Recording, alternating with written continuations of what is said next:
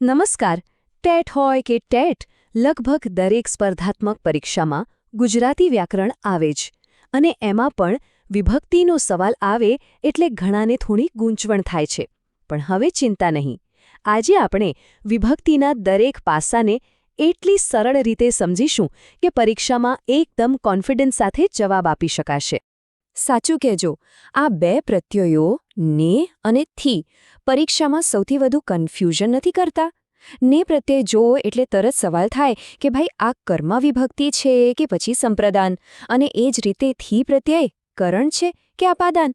ચાલો આજે આ બધી જ મૂંઝવણને હંમેશા માટે દૂર કરી દઈએ. તો સૌથી પહેલાં આ વિભક્તિ છે શું? એકદમ સાદા શબ્દોમાં કહું ને તો વિભક્તિ એટલે વાક્યનો ફેવિકોલ. એ શબ્દોને એકબીજા સાથે એવી રીતે જોડે છે કે વાક્યનો એક ચોક્કસ અર્થ નીકળે. વિભક્તિ વગર તો શબ્દો સાવ છૂટાછવાયા અને અર્થ વગરના લાગે. ઓકે, તો હવે આ ચાર્ટ પર નજર નાખો. આને વિભક્તિ સમજવાની માસ્ટર કી કહી શકાય. આમાં ગુજરાતી વ્યાકરણની 8 વિભક્તિઓ, એનું કામ શું છે, એના પ્રત્યયો કયા છે અને એક ઉદાહરણ પણ આપેલું છે. આ એક ચાર્ટ બરાબર સમજી લીધો ને તો આખો ટોપિક ક્લિયર થઈ જશે. ચાલો તો શરૂઆત કરીએ પહેલી 4 વિભક્તિઓથી. આ 4 વિભક્તિઓ આપણને વાક્યની આખી સ્ટોરી કહી દે છે, જેમ કે ક્રિયા કોણ કરે છે, કોના પર થાય છે, કયા સાધનથી થાય છે અને કોના માટે થાય છે. જુઓ, પહેલી વિભક્તિ છે કર્તા, એટલે કે કામ કરનાર. બીજી છે કર્મ, એટલે કે જેની ઉપર ક્રિયાની અસર થાય. ત્રીજી છે કરણ, જે ક્રિયા કરવા માટે વપરાયેલા સાધનની વાત કરે. અને ચોથી છે સંપ્રદાન, જેનો મુખ્ય ભાવ કંઈક આપવાનો હોય છે. બસ આટલું જ. સારું, તો પહેલી 4 તો સમજાઈ ગઈ. હવે આગળ વધીએ અને બાકીની 4 વિભક્તિઓ જોઈએ. આ વિભક્તિઓ આપણને વાક્યમાં છૂટા પડવાનો ભાવ, સંબંધ, જગ્યા અને કોઈને બોલાવવાની રીત જેવી બાબતો સમજાવે છે. તો 5મી વિભક્તિ એટલે છૂટો પડવાનો ભાવ, જેમ કે તે અમદાવાદથી આવ્યો. 6ઠ્ઠી વિભક્તિ નો, ની, નું, ના જેવા પ્રત્યયોથી માલિકી કે સંબંધ બતાવે છે. 7મી વિભક્તિ આપણને ક્યાં અથવા ક્યારે એનો જવાબ આપે છે, જેમ કે ચોપડી ટેબલ પર છે. અને છેલ્લે 8મી વિભક્તિ એટલે સંબોધન, જે આપણે કોઈને બોલાવવા માટે વાપરીએ છીએ. ચાલો હવે આજના આ વિશ્લેષણના સૌથી મહત્વના ભાગ પર આવીએ. હવે આપણે વિભક્તિની એવી જોડીઓને સમજીશું જેમાં પરીક્ષામાં સૌથી વધુ ભૂલો થવાની શક્યતા રહે છે.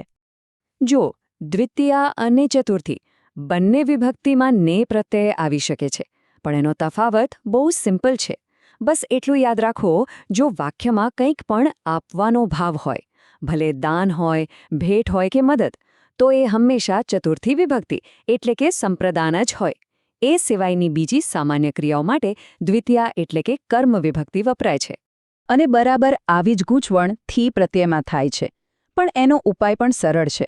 વાક્ય વાંચીને ફક્ત એટલું પૂછો, શું થી કોઈ સાધન બતાવે છે? જો જવાબ હા હોય તો એ તૃતીયા વિભક્તિ એટલે કે કરણ છે, અને જો એ છૂટા પડવાનો, અંતરનો કે પછી બે વસ્તુ વચ્ચે સરખામણીનો ભાવ બતાવતું હોય તો એ હંમેશા 5મી વિભક્તિ એટલે કે અપાદાન જ હશે.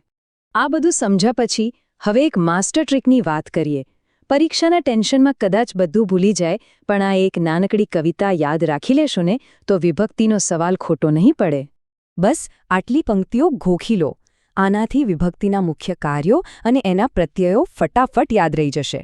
આ પંક્તિઓ વારંવાર બોલવાથી પરીક્ષામાં એ માસ્ટર કી જેવું કામ કરશે. અને છેલ્લે જતા જતા કેટલીક બોનસ ટિપ્સ હંમેશા યાદ રાખજો. એ, ને, થી, માં જેવા વિભક્તિના પ્રત્યયોને અનુઘ કહેવાય છે, અને તે શબ્દ સાથે હંમેશા જોડીને જ લખાય છે. જ્યારે વડે, દ્વારા, માટે જેવા શબ્દો જેને નામયોગી કહેવાય છે, તે શબ્દથી અલગ લખાય છે.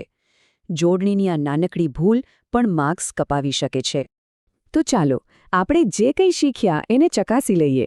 વાક્ય છે, ગુરુજીએ શિષ્યને આશીર્વાદ આપ્યા. હવે વિચારો, અહીં શિષ્યને શબ્દમાં કઈ વિભક્તિ છે? યાદ કરો આપણે શું વાત કરી હતી. અહીં મુખ્ય ક્રિયા કઈ છે? બરાબર, આપવાની. જો આ સવાલનો સાચો જવાબ મનમાં આવી ગયો હોય તો સમજી લો કે વિભક્તિનો કોન્સેપ્ટ હવે એકદમ પાક્કો થઈ ગયો છે.